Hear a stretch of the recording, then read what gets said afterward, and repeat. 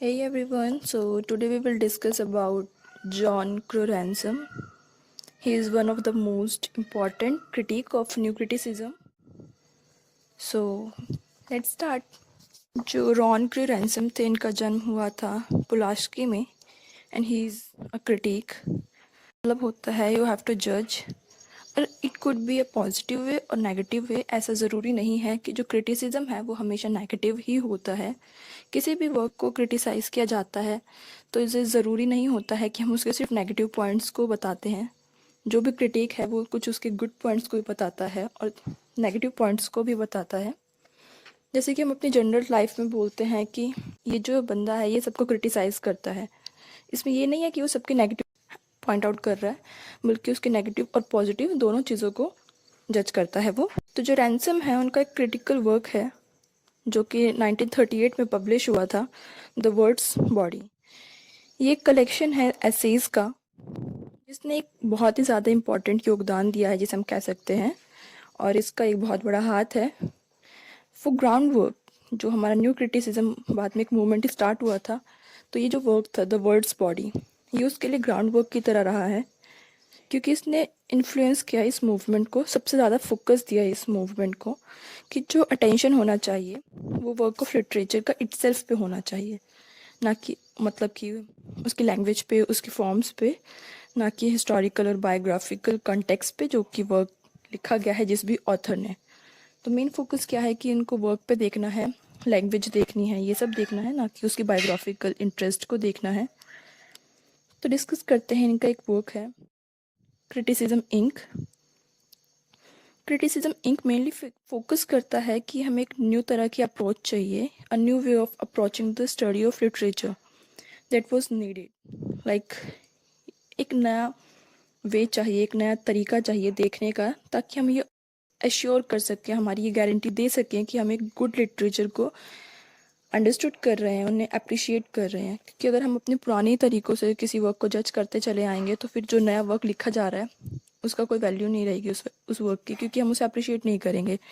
तो एक नया तरीका चाहिए वर्क्स को देखने के लिए। इस वर्क में इन्होंने यही बताया है। तो कहते हैं कि इन्होंने 3 तरीके के इंडिविजुअल्स को कैटेगराइज किया है, आइडेंटिफाई किया है उनकी पोटेंशियल के हिसाब से, उनकी एबिलिटीज़ के हिसाब से, जो एक वैल्यूएबल क्रिटिसिज्म लिख सकते हैं। कोई भी क्रिटिसिज्म नहीं लिख सकता है, इनका यही मानना है। तो इन्होंने कहा है कि कुछ 3 तरह के लोग हैं जो क्रिटिसिज्म लिख सकते हैं और एक अच्छा वैल्यूएबल लिख सकते हैं। उनमें से फर्स्ट है artist, then philosophers and then university professor of literature. Artist जो कि आर्ट करते हैं, फिलोसफर जो फिलोसफी देते हैं, एंड यूनिवर्सिटी प्रोफेसर जो लिटरेचर पढ़ाते हैं यूनिवर्सिटी में, वो प्रोफेसर्स। तो इन तीनों में से उन्होंने कहा है कि जो प्रोफेसर हैं इनका सबसे ज़्यादा वर्क हो जाता है, सबसे ज़्यादा जो इम्पोर्टेंट जॉब है वो प्रोफेसर्स की है। क्यों? ताकि वो एक इंटेलिजेंट स्टैंडर्ड बना सके अपने बच्चों के लिए। ऐसा नहीं है कि वो अपने स्टूडेंट्स को बुक दे देंगे और वो एक्सपेक्ट करें कि वो अपने आप कुछ सालों बाद उस चीज़ को समझ जाएंगे, बल्कि इनका मानना है, इस वर्क में इन्होंने कहा है कि जो यूनिवर्सिटी के प्रोफेसर्स हैं उनका सबसे ज़्यादा इसमें रोल है, और ये उनसे सबसे ज़्यादा एक्सपेक्ट करते हैं कि वो एक अच्छा क्रिटिसिज्म लिखें और अपने स्टूडेंट्स को उस तरीके से उसे बताया जाए। आगे वो अपने ऐसे में कहते हैं कि डेफिनेशन देते हैं कि क्रिटिसिज्म होता क्या है। क्रिटिसिज्म कहते हैं कि the attempt to define and enjoy the aesthetic and characteristics value of literature.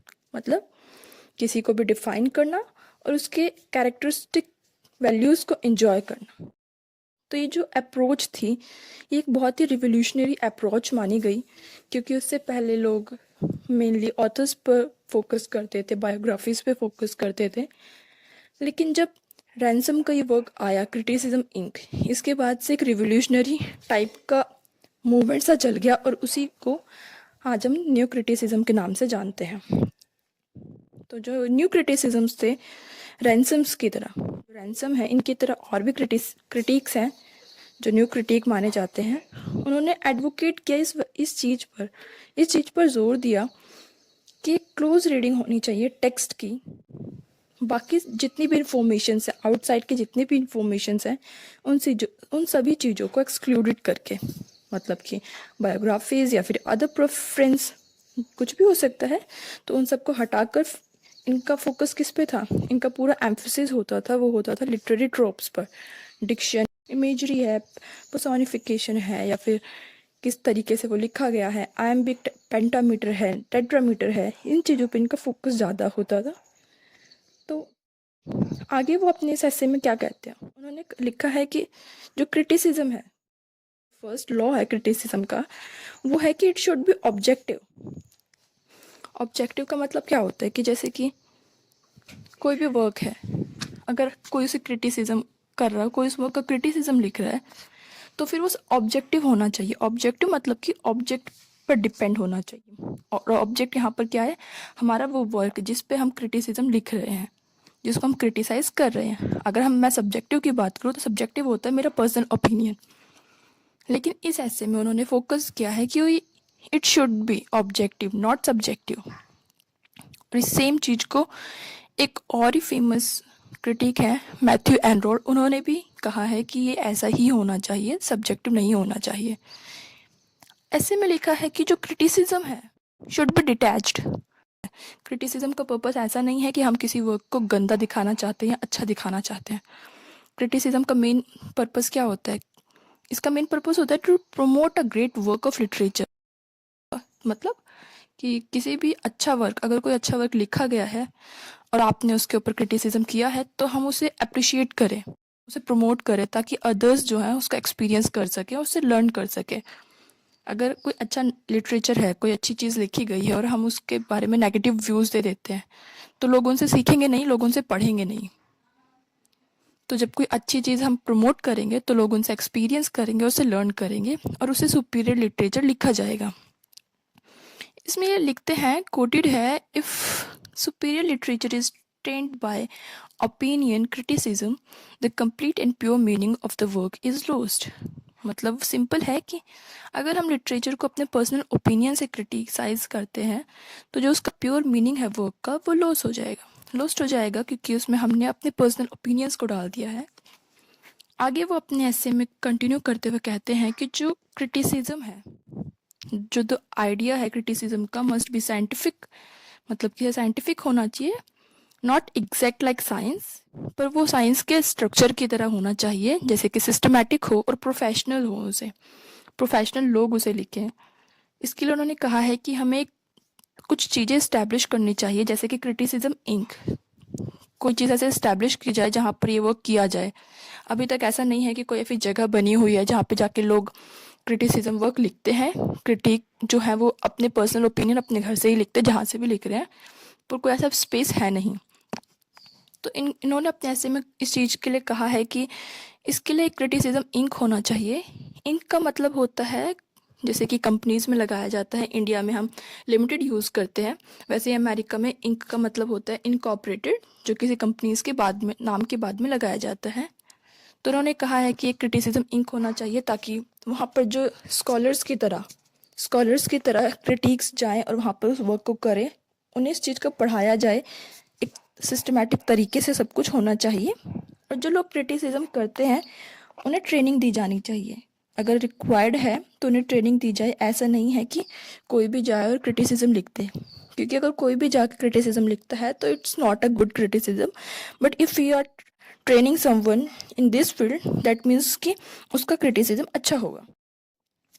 आगे वो बताते हैं कि क्रिटिक्स हैं, उनकी कुछ ड्यूटीज़ होनी चाहिए, तो उनकी कुछ रिस्पॉन्सिबिलिटीज़ होनी चाहिए, जैसे कि जो डिपार्टमेंट ऑफ इंग्लिश स्टडीज़ है उसमें उस चीज़ को शामिल किया जाए। जो प्रोफेसर्स हैं वो ये ना सोचे, ये अज्यूम ना करें कि जो स्टूडेंट्स हैं वो अपने आप ही कुछ सालों बाद उस चीज़ को एक्वायर कर लेंगे, उसकी रियल मीनिंग को जान लेंगे, बल्कि उनकी ये ड्यूटी है कि वो उस चीज़ को खुद पहले पढ़ें, उसको समझें और उसके बाद अपने स्टूडेंट्स को उस चीज़ को पास आउट करें। आगे वो अपने उसमें कहते हैं कि ये इम्पोर्टेंस करेगा, ransom does not undermine the importance of historical scholarship. मतलब इन्होंने हिस्टोरिकल उस चीज़ पे फोकस नहीं किया। उन्होंने ये कहा है कि जैसे हर चीज़ का, हर एक सब्जेक्ट के लिए एक जगह होती है, उसके लिए फिर ट्रेन किया जाता है हर स्पेस में, उसी तरीके से क्रिटिसिज्म में भी बच्चों को या फिर जो क्रिटिक्स हैं उन्हें ट्रेनिंग दी जाए।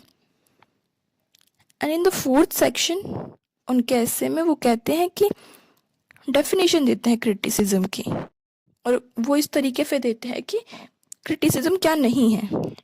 कहते हैं वो कि क्रिटिसिज्म एक पर्सनल रजिस्ट्रेशन नहीं है, और वो हिस्टोरिकल स्टडीज़ नहीं है, वो मोरल कंटेंट नहीं है। मोरल कंटेंट मतलब सबकी मोरालिटी अलग होती है, हर एक स्टैंडर्ड, सबकी अलग स्टैंडर्ड हैं, सबके अलग ओन मोरल स्टैंडर्ड्स हैं। तो मोरल इम्पॉर्टेंट है, लेकिन इतना नहीं कि वो किसी वर्क को इफ़ेक्ट कर सके। करते हैं अपने ऐसे को क्रिटिसिज्म एक्ट कैसा होना चाहिए। Book can not be purely literary criticism, because other than responsibility of literature criticism, a book reviewer has other responsibilities like presentation है, interpretation है। तो सिर्फ एक क्रिटिसिज्म ही नहीं है, उनकी और भी रिस्पॉन्सिबिलिटीज़ होती हैं, किसी चीज़ को प्रेजेंट करना, इंटरप्रिटेशन देना उस चीज़ के बारे में, और इसी के साथ वो अपने वर्क को ख़त्म कर देते हैं। I hope you like the video, and if you like the video then make sure कि आप वीडियो को लाइक करें, शेयर एंड सब्सक्राइब करें। Thank you.